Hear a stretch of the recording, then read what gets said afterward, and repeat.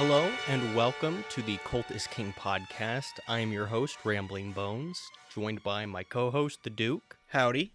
And today I picked Michael Mann's Manhunter. Initial thoughts? I ended up really liking this one. I went in with no real expectations one way or the other, and this is definitely something I would watch again. Yeah. So I'll real quickly explain the plot. If you don't know what Manhunter is the first adaptation of the Thomas Harris book Red Dragon. Red Dragon is the first book in the Hannibal Lecter series. So this is the first time Hannibal Lecter was ever on screen, even though he's really not the main focus of this movie. The movie follows Will Graham, who is a former FBI agent. His boss, or former boss, Jack Crawford, has come to him to ask for help on a new case. Some guy who the police have dubbed the Tooth Fairy. Nice name. Yeah, nice name. Has been killing families with the lunar cycle. And he's already killed 2 families, and the next full moon is quickly approaching. So Graham reluctantly decides to come back to work and help Jack find where the Tooth Fairy is and how he's picking the families. Along the way, Will has to convene with Hannibal Lecter, who he had previously put away. In fact, him putting away Hannibal Lecter put him in the hospital and then the mental hospital for a while. So he's very reluctant to go back to work after how messed up he was after his last case.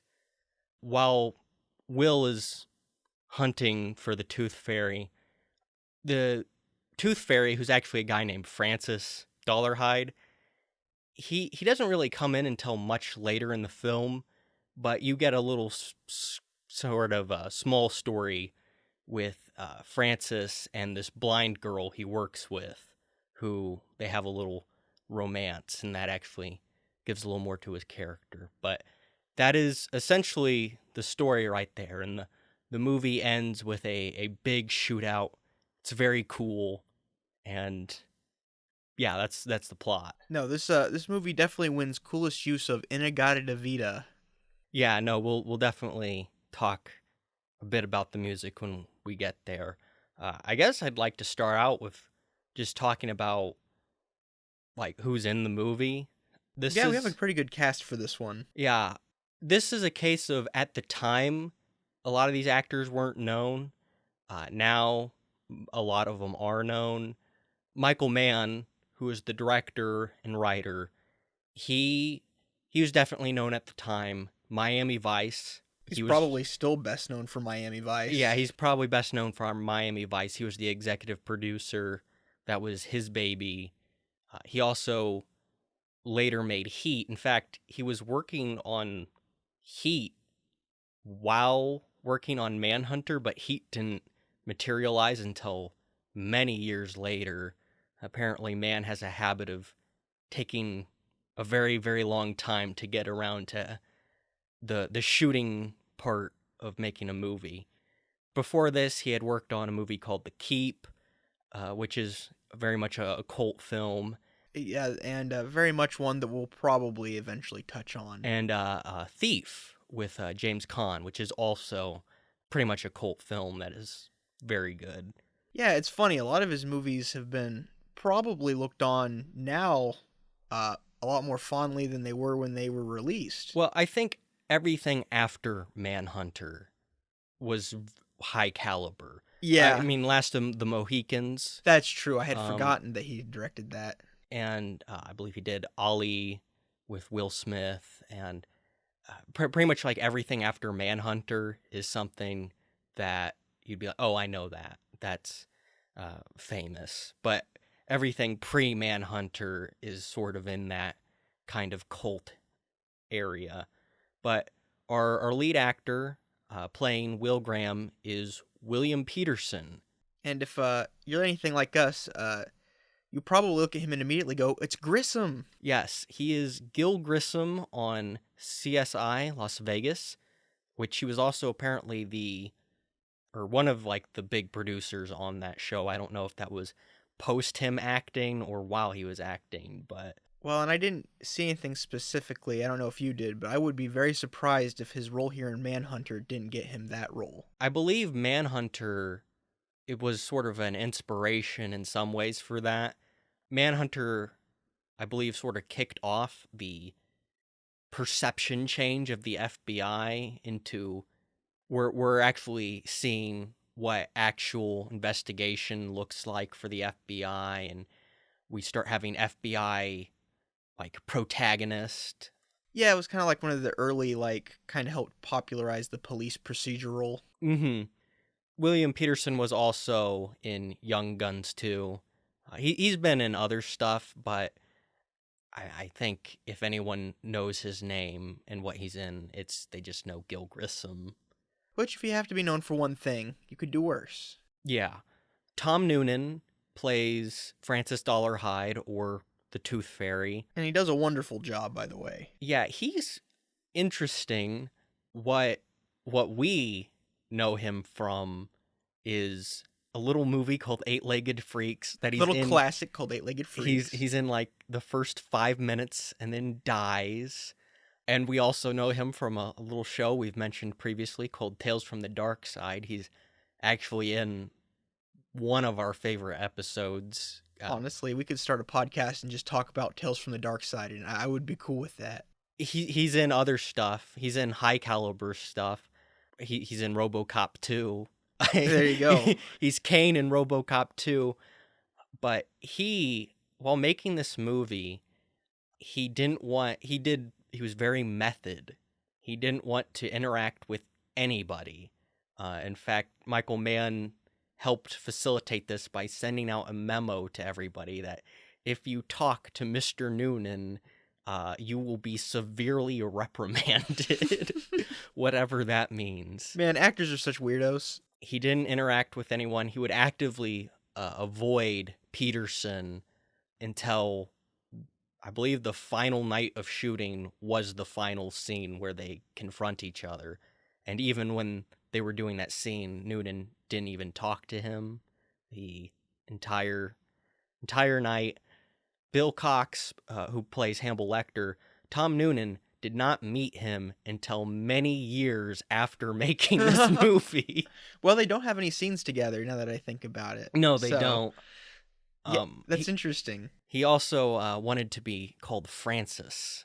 He was only referred to by his character's name. Hey, I mean, on one end, that sounds like a lot of craziness to this guy, but I will say, I mean, as far as results went, I thought he did a bang-up job. Actually, I was really impressed with all the performances in this movie. No, everyone is really solid, but I'll say his is really good. I mean, he's not in the movie that much. No, but when he is there, I mean, it's some of the most important scenes, obviously. And he does a good job of just not appearing quite right. He's not... This is definitely more of a thriller or a mystery almost. This isn't like Silence of the Lambs where it's a psychological thriller, but it's kind of filmed in some ways like a horror movie. He's not necessarily super scary right out of the gate or something. He's just kind of off. He's this big, tall, dorky kind of guy who's just... You get the feeling that he just doesn't know how to interact with other people, but then, he also turns it on when he's in Red Dragon mode. Yeah, he's just uncomfortable. Right. I would say. And there's some really good scenes with that. So one scene I particularly liked is we talked about how he kind of had a crush on this girl he works with, and he has her over, and she's sitting on the couch with him. And obviously she can't see what he's looking at. He has his projector out. She's blind. The character's blind. Did we mention that earlier? I don't think we mentioned that she was okay, blind. Well, that's big, because while she's sitting here on the couch with him, she can't see, but he is looking at pictures of the next family he's looking to. A home video. Right. Because the whole thing that they later discover is that he actually works either like at a home video store of some sort. Like a place where they develop the film. So all of these home videos that throughout the movie, Graham has been watching these home videos to figure out why these families were picked, and he realizes that they were picked because these home videos were sent to that film developing company, and so these are all home videos that Dollarhide has actually seen. I know I know it's, more fair to look at each movie by itself, but in reality nothing exists in a vacuum. So I know they later remade Red Dragon, but I kept comparing this to my head to Silence of the Lambs. And I'll say one thing that they do a lot better in this one, he definitely comes off as a threat. I think another thing I liked better about this is the Dr. Lecter character is really cool in this film, but Dollarhide is not upstaged. Mm-hmm. Would you say comparing to Silence of the Lambs, he feels like an actual threat?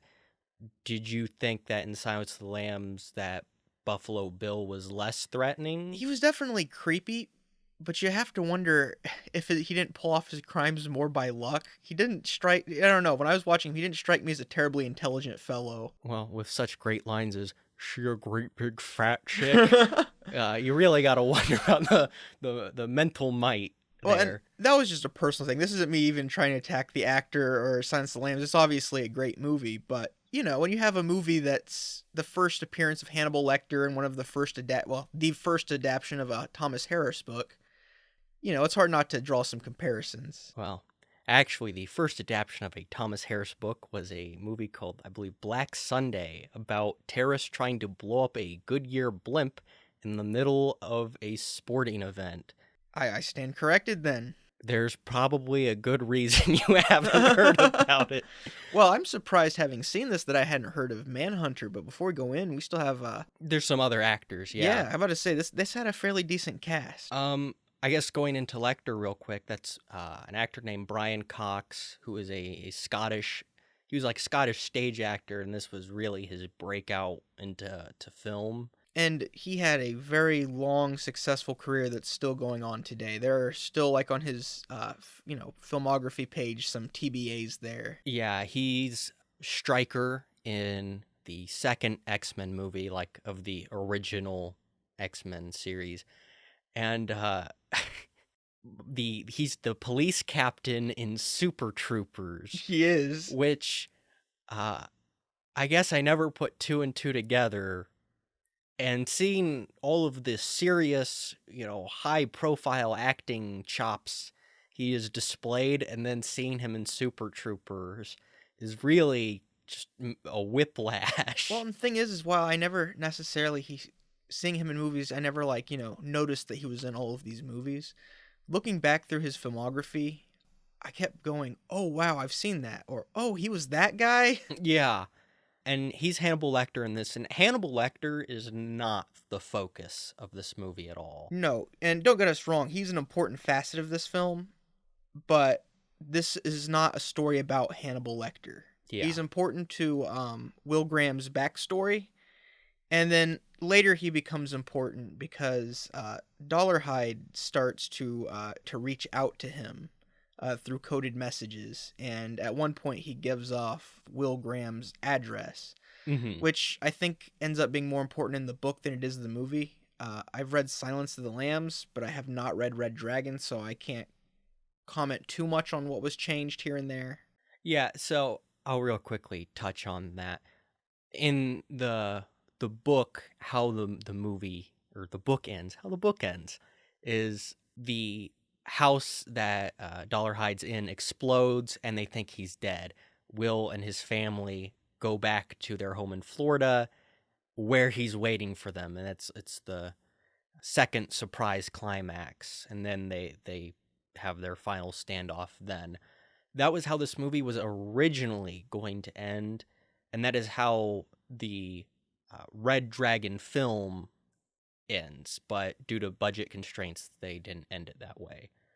Last two actors I want to touch on are Joan Allen, who plays the blind woman Reba, and she was in she's in a lot of stuff. She's in Face Off, but the thing, It's just the movie. I love that the movie that you jump to is like, yeah, she's in Face Off. yeah. That So movie where John Travolta and who else is in that movie? Nicolas Cage. Oh, how could I It's the forget? John Woo classic.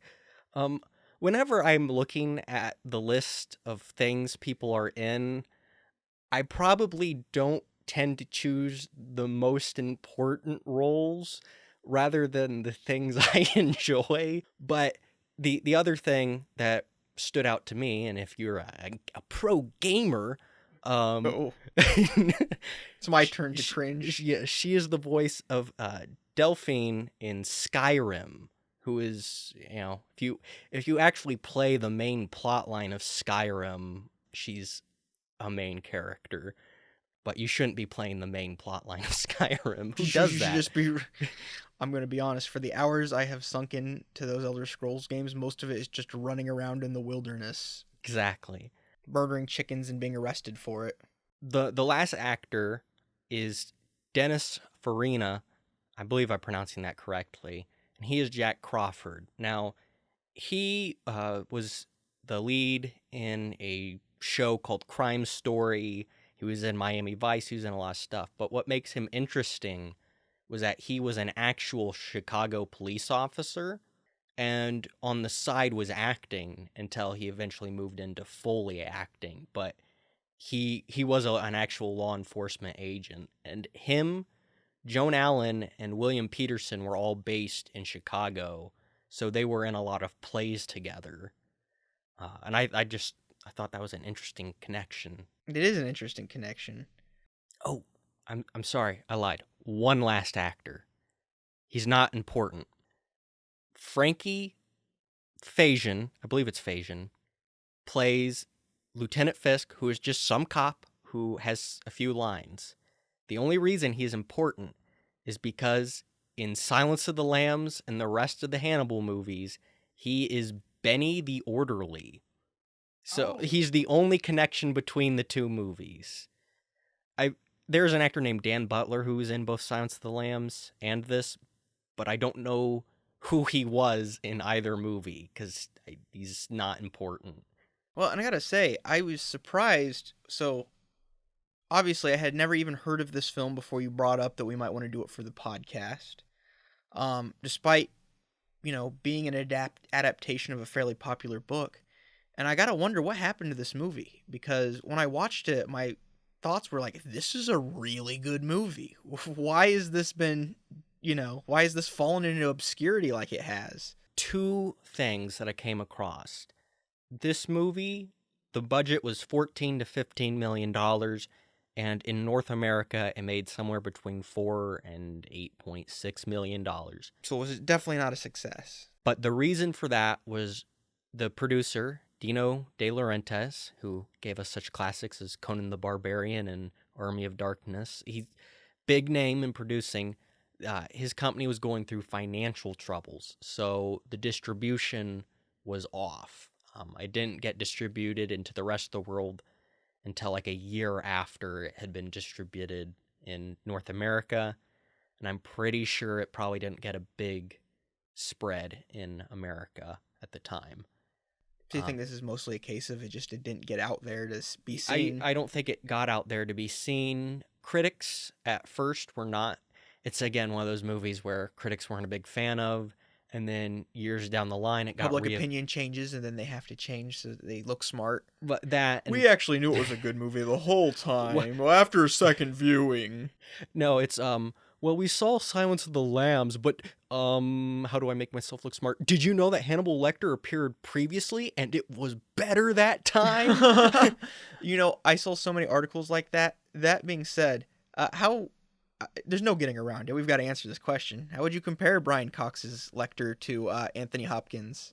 I would say that it's really a hard comparison because I'll say Cox's Lecter is more grounded in that he's just like a normal dude.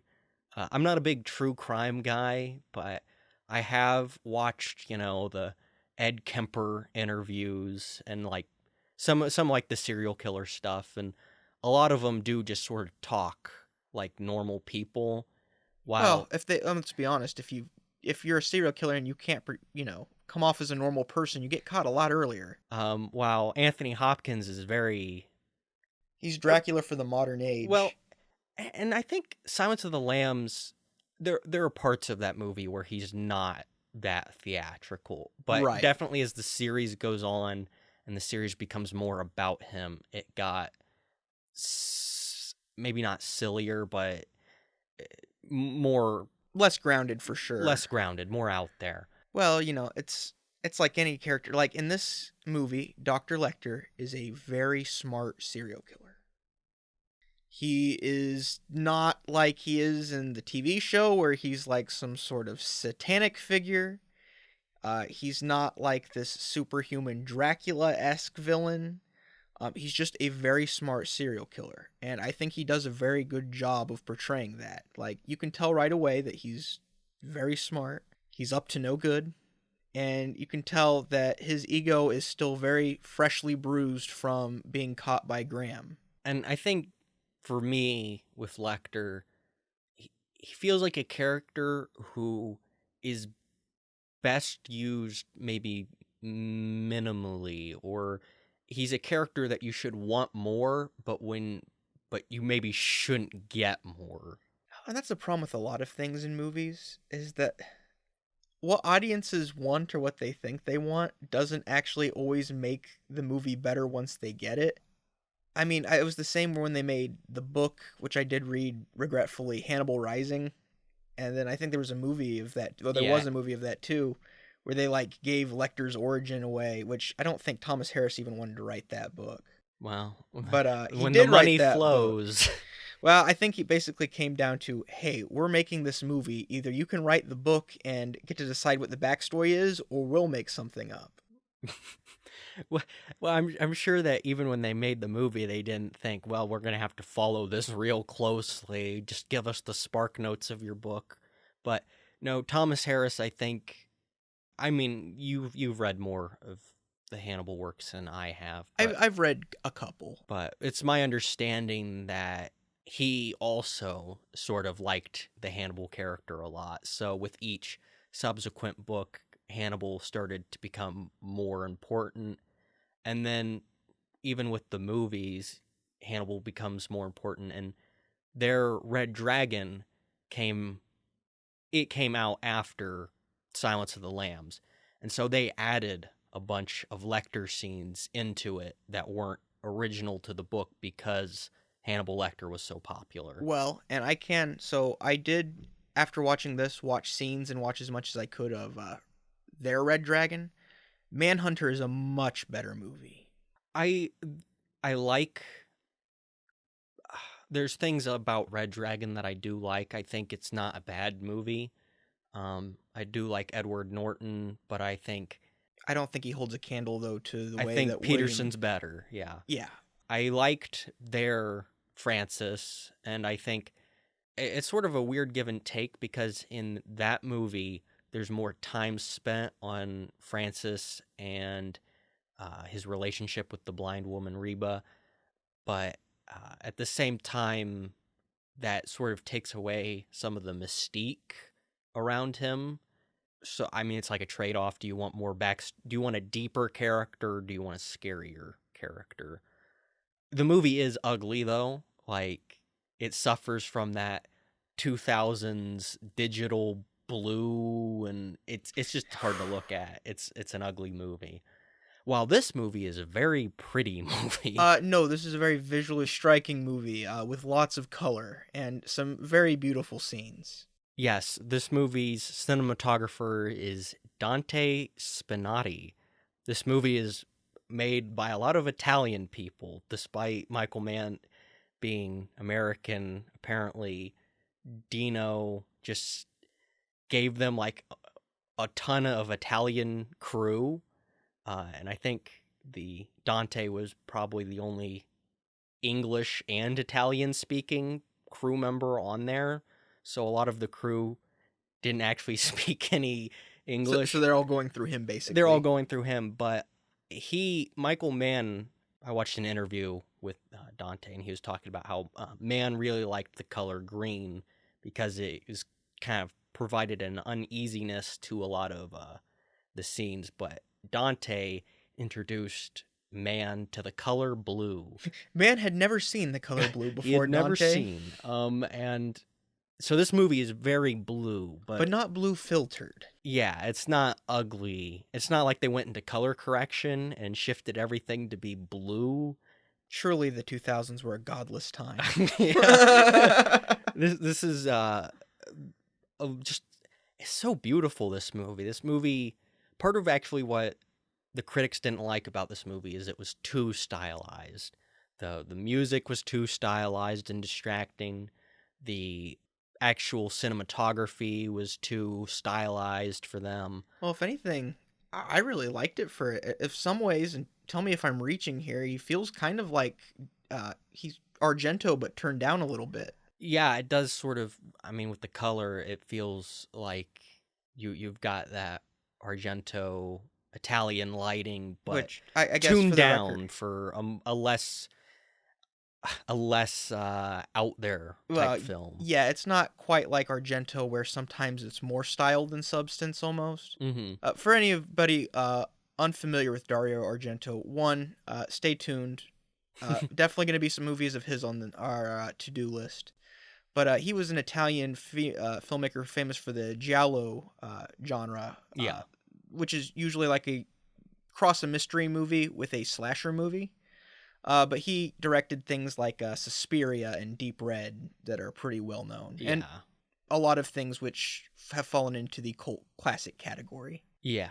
But this, I was kind of looking at the reviews talking about how it was over stylized. I sort of wonder if maybe the average person going and seeing that movie or Manhunter when it came out might think that. While now, for me, it feels like movies are you either get style and no substance or substance and no style. Yeah, But there's it's like what's his name? Wes Anderson. Like an average person will watch a Wes Anderson movie, and I mean, a lot of people like his work, but a lot of people will watch it and be like, "This is kind of weird," but it's very pretty looking.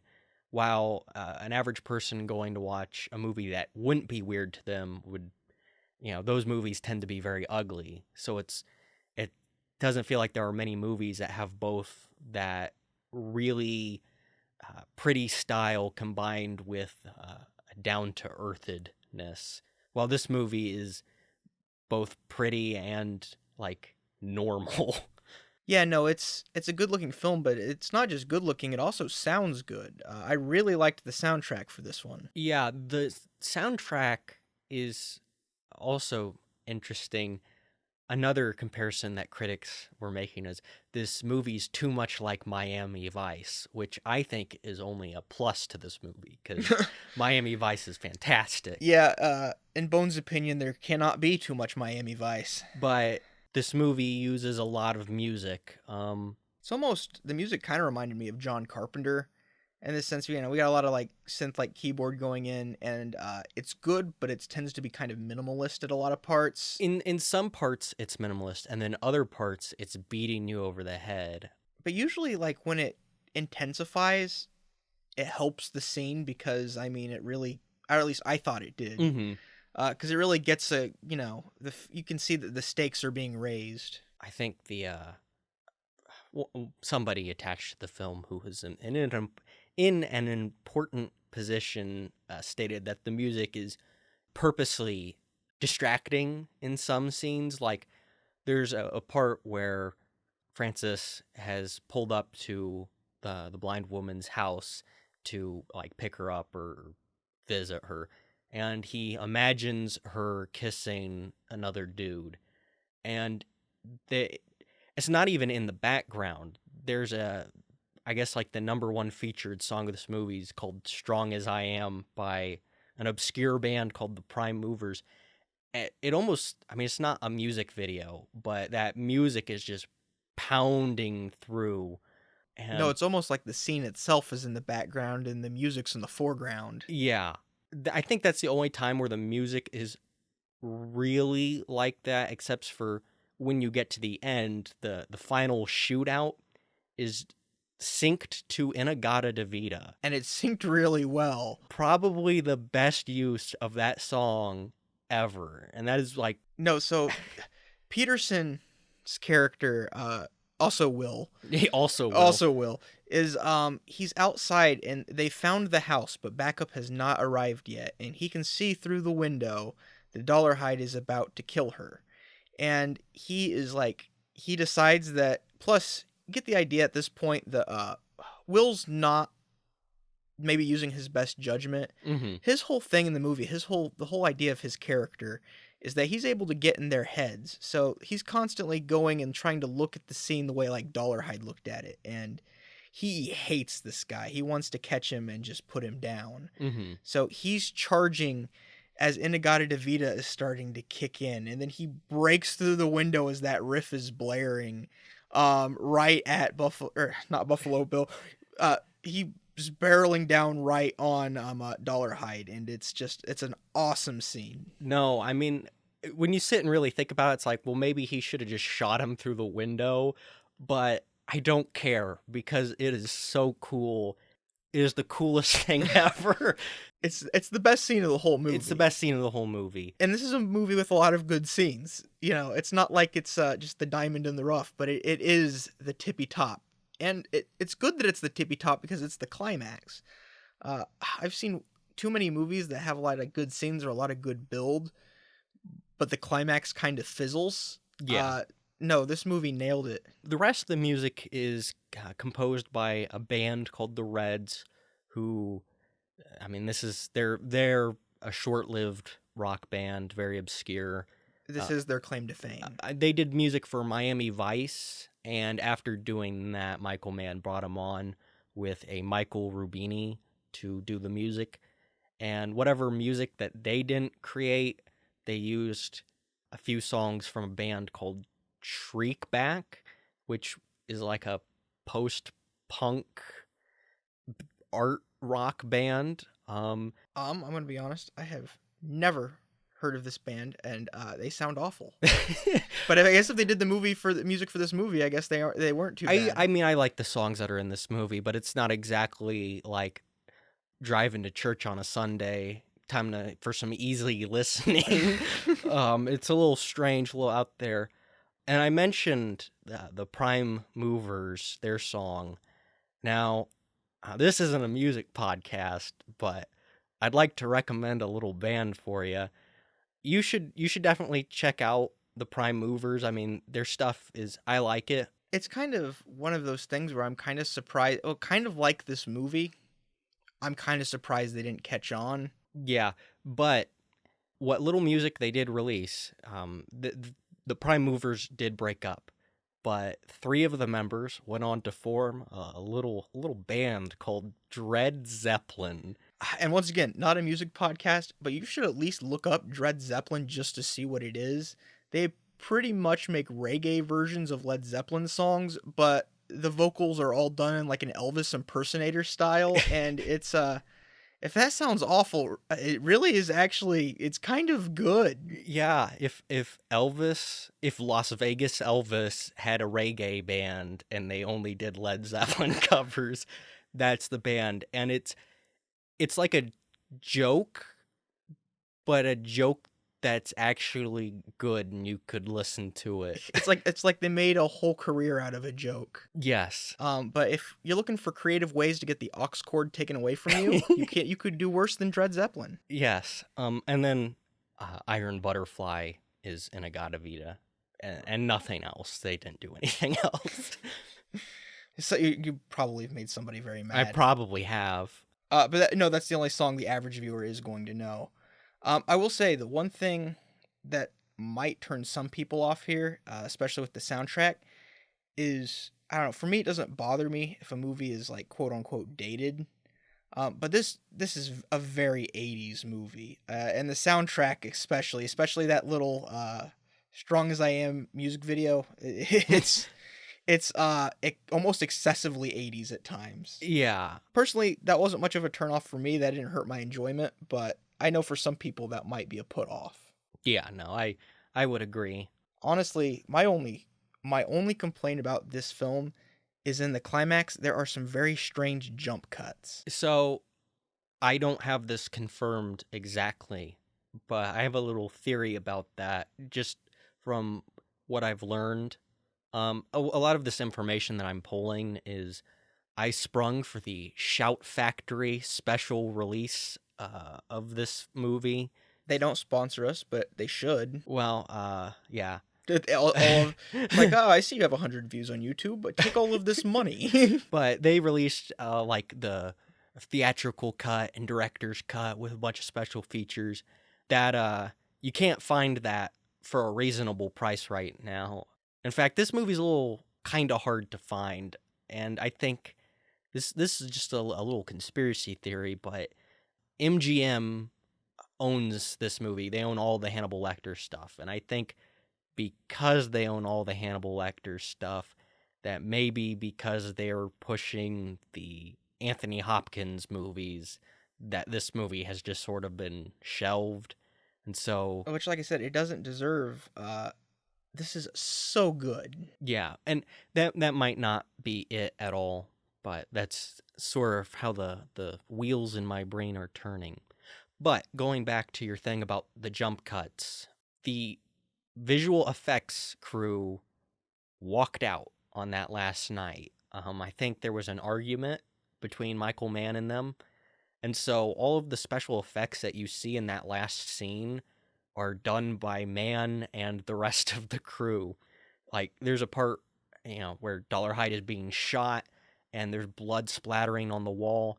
It's some PA with ketchup in a straw blowing it out onto the wall.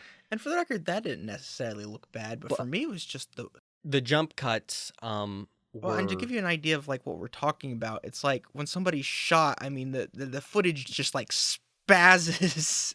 I believe it's like a 30s technique, like something you'd see in 30s films where the person gets shot and then they fall back, and then the jump cut is like just before they started falling back, but now they have the wound, and then they fall back the rest of the way, and so it's kind of jarring. Yeah, I wasn't completely. I mean, it's not so out of place that I didn't consider that it might have been a stylistic choice, but it did kind of look like Roy Rogers had plugged him. Yeah, with the way the movie is, I mean, the movie is so stylized that it's a case of maybe that this was intentional, but due to the fact that you never see jump cuts in the rest of the movie, or at least I don't think you do.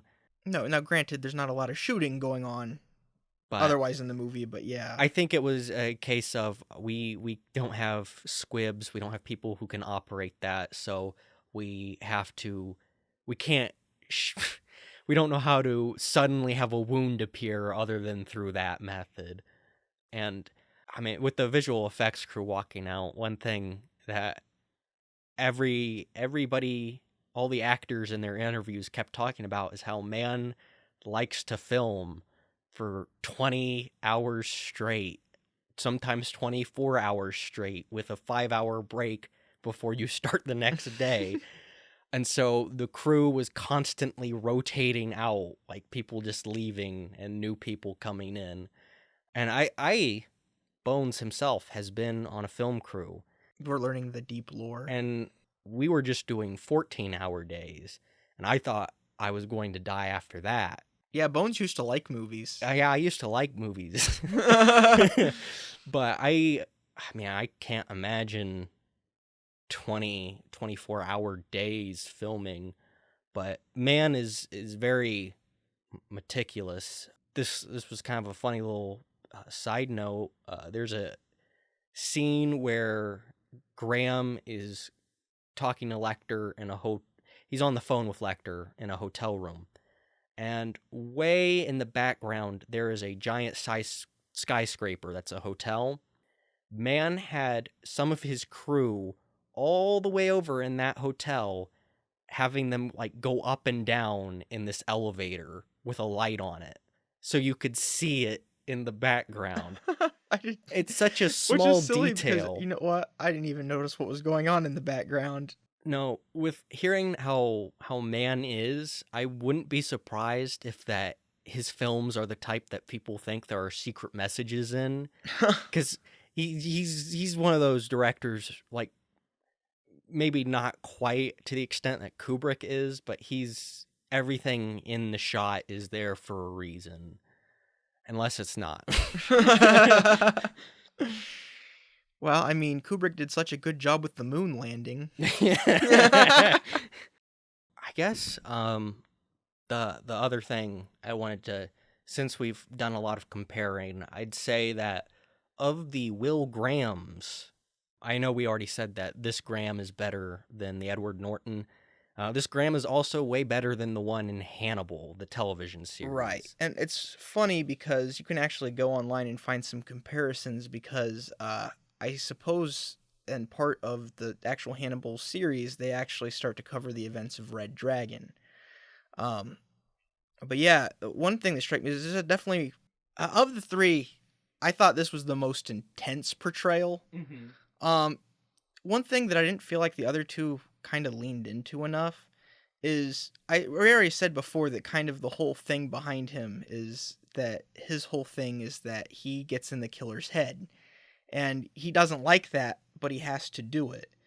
And the whole reason later that he's sent to the mental hospital is not because he was scared of Lecter having stabbed him. You can kind of see in this film before that he does kind of have maybe some residual fear of Lecter, but because of just the damage of stepping in these people's heads and then trying to pull himself out again. Mm-hmm. And I mean, everything he does is personal. A lot of the movie is him going through the crime scene, and the whole time he's like talking to the person who committed the crime. Like, you were here, you did this, you opened your eyes, didn't you, you son of a bitch? Mm-hmm. Like, he is, yeah, it's very personal. And despite the fact that him and the Tooth Fairy don't meet each other until the very end, you can clearly tell that, like, he is focused. And it also helps that in this movie he's a father. So when he sees these families being murdered, it really like hits home with him. I mentioned that there's, a director's cut and a theatrical cut.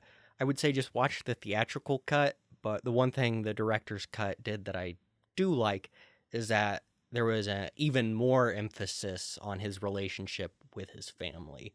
But of the three Grahams, I would say that this is I'd almost say the most balanced, because with Edward Norton's, he is like he, he just doesn't take crap from Lecter.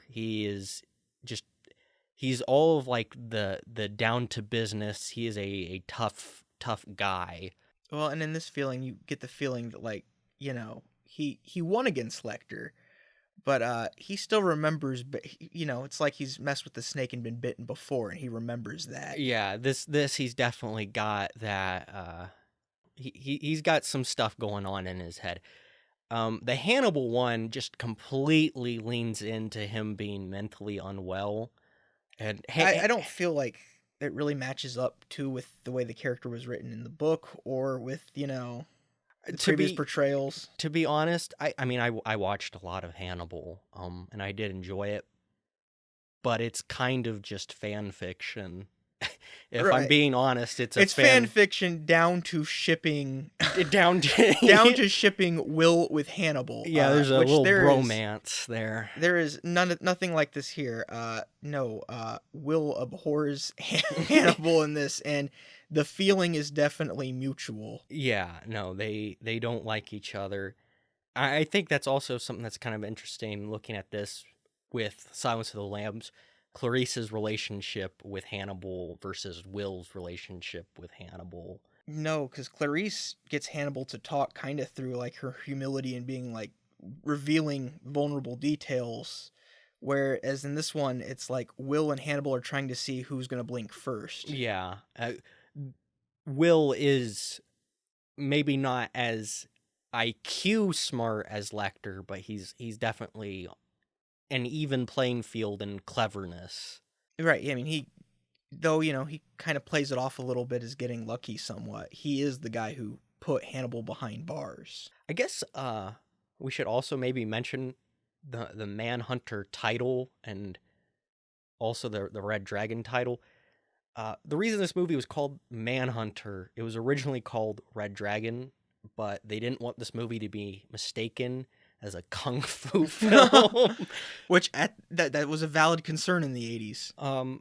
But the reason it's called Red Dragon is that Francis, he doesn't like the name the Tooth Fairy to begin with, but he is in his mind becoming the Red Dragon. Right, and there is in real life, there's this painting by William Blake. Right, called, it's Red Dragon and the woman clothed in the sun or something like that. Yeah. And it's kind of a interesting painting. It's a little disturbing even. Yeah, Blake, I believe, was commissioned to do illustrations for the Bible, and he did a bunch of these Red Dragon illustrations for the end part in Revelations about the dragon with the crowns and the horns and whatnot. That is the where that comes from, and the character, not in this movie, but in the book and in the remake, has the William Blake painting tattooed on him. And here's a little fun bit of trivia. Some versions of like home releases of this movie, you'll see a picture with Francis with the tattoo on him, and you'll see publicity photos with him having the tattoo. That tattoo is not in the movie at all. Another interesting piece of trivia, and I don't know if you can shed any light on this, but one thing that was really weird was looking at when it's going through the cast and looking online. They kept the names from the book, but they changed the spelling for several of them. For instance, Lecter is spelled with a K, Dollarhide is spelled differently, and everything else is the same except the spelling of the names. Do you know why that is? I have no clue other than... Did they just hear it and then just write it out, or was this consciously done, I wonder? It's weird because, Well, I think it was Lecter was spelled with an O, and it was spelled like Lector, and then Lecter. So maybe it could have been just a matter of, well, people or the actors won't know how to pronounce this name unless we change something. Well, erroneous. Actors are kind of dumb. Let's put an O in there. They'll get it. They'll get it. No, I have no clue why that is. And it's an inconsequential fact. It doesn't really matter. You're going to hear the names, and the names are going to sound the way they do in every other version of this. But I don't know. I was just like, wow, why did they just randomly take creative liberties with the spelling of all things? Yeah, it was a little... just such a random thing to do, but at the same time, I'm gonna say I'm happy. I'm happy that was all they changed with regards to the names, because some book adaptions to a film don't really get that same treatment or respect. I don't know, every version of Dracula. Yeah, characters' names are changed or combined or swapped. Yeah. Well, let's see. We've talked a lot about this movie. And I feel like while there's more to say, I think this is as much as that needs to be said for the purposes of this podcast. I'm about ready to implement the Joe Bob Briggs system of rating of just giving every movie we do on here 4 stars. But I would say, I would amend that. I think every film on here is either 4 stars or no stars. However, once again, it's hard for me to do that because I think the only thing better than a good movie is an absolute trash fire of a movie, but this is not one of those. This is a good movie.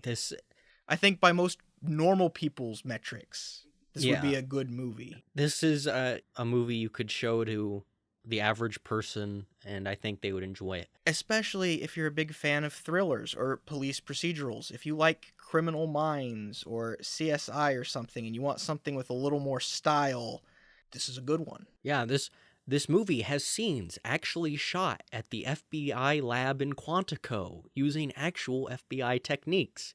So, if that interests you... Yeah, your friends who are actually, into this type of stuff might find it a little harder to just keep picking this one apart, Yeah.